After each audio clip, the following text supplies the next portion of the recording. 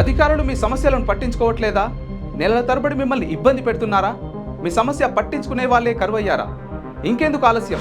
ఇప్పుడే రాష్ట్రంలో ఏ మూల నుంచైనా ఎక్కడి నుంచైనా డిస్క్రిప్షన్లో ఉన్న ఆన్లైన్ గూగుల్ ఫామ్ ద్వారా మీ సమస్యను మాకు తెలియజేయండి. మీ సమస్యను ఒక్క ఫోన్ కాల్తో క్యూ న్యూస్ పరిష్కరిస్తుంది. మరిన్ని వివరాలకు 8490199929 నంబర్ను సంప్రదించండి. పబ్లిక్ వాయిస్, ఇది సామాన్యుడి ప్రశ్నాస్త్రం.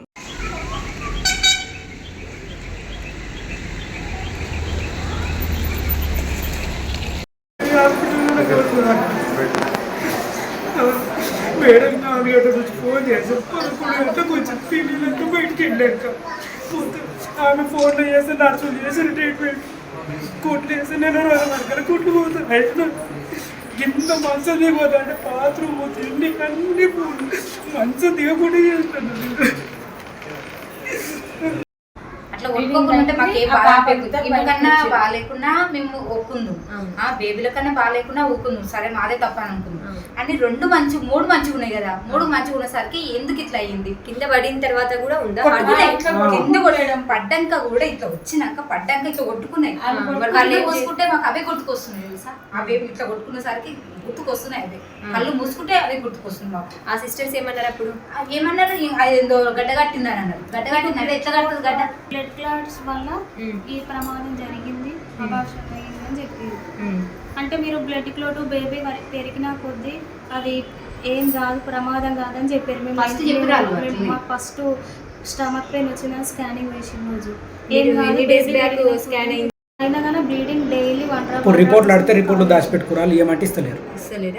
నేను కాల్ చేసిన నొప్పు అంటే వాళ్ళు మెడిసిన్ ఊకే రావద్దు హాస్పిటల్కి. ఇంతకుముందుగా బ్లడ్ క్లాత్ ఉన్నప్పుడు అది కుట్లెట్లు వేసినావు, ఫోన్లోనే కుట్లు వేసినప్పటి నుంచే బ్లడ్ వస్తుంది. ఒకవేళ మనకు బ్లడ్ ప్రాబ్లం అనుకో, మన ఏం జరిగింది? నాకు స్టమక్ పెయిన్ వచ్చింది. స్టమక్ పెయిన్ వస్తే నేను ఇమ్మీడియట్గా హాస్పిటల్ వారికి కాల్ చేస్తే వాళ్ళు డ్రోటిన్ అనే ఇంజెక్షన్ RMP తోటి ఇప్పించుకోండి అని చెప్పారు. సరే అని నేను RMP తోటి డ్రోటిన్ ఇంజెక్షన్ ఇప్పించుకున్నా. కానీ నాకు ట్విన్స్ అని నాకు భయం ఎక్కువ. ఇమ్మీడియట్గా హాస్పిటల్ తీసుకొచ్చి మా హాస్పిటల్కి తీసుకొచ్చిన తర్వాత వాళ్ళు వచ్చిన హాస్పిటల్ 6 గంటలు హాస్పిటల్కి ½ అన్ అవర్లో వచ్చేసినాం మేము ఇంటి దగ్గర నుంచి. చెప్పండి. ఇక్కడ వచ్చిన తర్వాత ఒక 5 మినిట్స్ తర్వాత వాళ్ళు మేడం తోటి కాంటాక్ట్ అయ్యి నాకు గ్లూకోజ్ పెట్టడం జరిగింది. ఎవరు కాంటాక్ట్ అయ్యింది మేడం తోటి? ఇక్కడ ఉన్న నర్సులు మేడం తోటి కాంటాక్ట్ అయ్యి అంటే మేడం తో ఫోన్ మాట్లాడుకుంటూ ఇక్కడ ట్రీట్మెంట్ స్టార్ట్ చేయడం. మేడం చెప్పినట్టు వాళ్ళు ట్రీట్మెంట్ చేస్తున్నారు. ఏం చేసిరు, పెయిన్ తగ్గడానికని ఒక గ్లూకోజ్ పెట్టిరు. గ్లూకోజ్ అంటే ఇక్కడ డాక్టర్ లేకుండా ఫోన్ ద్వారా ట్రీట్మెంట్ చేసి ఫోన్ ద్వారానే. ఓకే. అయితే నాకు ఆ గ్లూకోజ్ పెట్టిన తర్వాత నాకు ఏం పెయిన్ తగ్గుతలేదు. పెయిన్ తగ్గకపోతే నాకు పెయిన్ తగ్గుతలేదు అంటే మళ్ళీ మేడానికి కాల్ చేస్తే మేడం మళ్ళీ ఇంకొక ఆమె వచ్చి ఏందో పీవీసో ఏందో చేయాలని 2 టైమ్స్ చేయబెట్టింది. 2 టైమ్స్ చేయబెట్టగానే నాకు బ్లీడింగ్ అనేది వస్తూనే ఉంది. ఇక బ్లీడింగ్ తర్వాత వాళ్ళు ఏమో ఇంజెక్షన్స్ ఇచ్చారు. మళ్ళీ ఇంకో గ్లూకోజ్ పెట్టగానే బేబీస్ వచ్చేస్తూనే ఉన్నాయి బయటికి. ఇమీడియట్గా బేబీస్ వస్తుంది. నాకు టెన్షన్ ఎక్కువ. వీళ్ళు ఏమి చేస్తున్నారంటే మేడం వస్తుందా అంటే వస్తుంది, డ్రైవింగ్ ఉంది, స్టార్ట్ అయ్యింది అని వాళ్ళు చెప్పారు.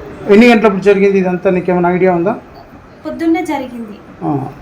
టైం పర్టికులర్గా టైం ఏమన్నా అందాజా? 7 to 7:30. ఓకే. 8. మేడం మొత్తం నాకు నా బేబీస్ ఇద్దరు బయటికి వచ్చిన తర్వాత అంతా అయిపోయింది. మేడం అప్పుడు వచ్చి యోగి బ్లడ్ క్లాట్ ఉండడం వల్ల మీ బేబీస్ ఇట్లా అయ్యిందని చెప్పింది. అంతేగాని మేడం నన్ను పట్టుకొని ఏం చేయలేదు, ఎలాంటి ట్రీట్మెంట్ చేయలేదు. నర్సులే పెట్టింది. మళ్ళీ గ్లూకోజ్ ఆ బేబీస్ బయటికి వచ్చిన తర్వాత నాకు కనీసం పాపలని ఏం చూపించలేదు. వాళ్ళు నాకే ఒకసారేమో నొప్పులు తగ్గడానికి ఇచ్చారు. నెక్స్ట్ ఏం చేసినంటే ఇట్లా డెలివరీ టైప్ అయ్యేటట్టు గ్లూకోజ్ తోటి ఇంజెక్షన్స్ ఇచ్చారు. ఆ గ్లూకోజ్ తోటి ఇంజెక్షన్ ఇచ్చి చేయబెట్టడం ద్వారా నాకు బ్లీడింగ్ స్టార్ట్ అయింది. బ్లీడింగ్ స్టార్ట్ అయిన కొద్దిసేపు బేబీస్ బయటికి రావడం జరిగింది. అంత ట్రీట్మెంట్ జరిగింది. నిండు నా చిన్న ప్రాణాలని వాళ్ళ చేతులారా ఖరాబ్ చేసి క్యూ న్యూస్లో పనిచేయటకు వీడియో ఎడిటింగ్ మరియు SEOలో అనుభవం గల జూనియర్ ఎడిటర్స్ కావాలను సంప్రదించవలసిన నెంబర్ 8688926084.